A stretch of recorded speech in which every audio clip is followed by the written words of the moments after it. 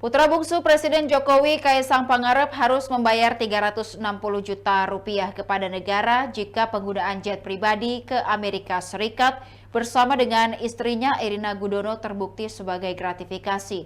Hal itu disampaikan Deputi Pencegahan dan Monitoring KPK, Pahala Nainggolan pada Selasa 17 September 2024. Pahala menyebut Kaisang naik jet pribadi ke Amerika Serikat bersama Erina, kakak iparnya, dan seorang staf. Jika dikonversi ke pesawat komersil, biaya tiket per orang sekitar 90 juta rupiah.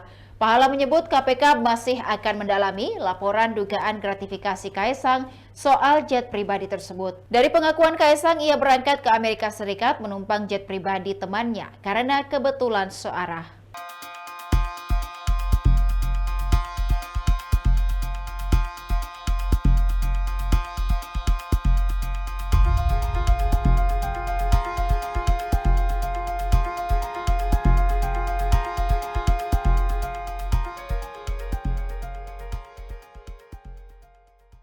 Demikian Tribun Timur Hot News kali ini. Saksikan berita lainnya hanya di kanal YouTube dan Facebook Tribun Timur. Download Tribun X sekarang.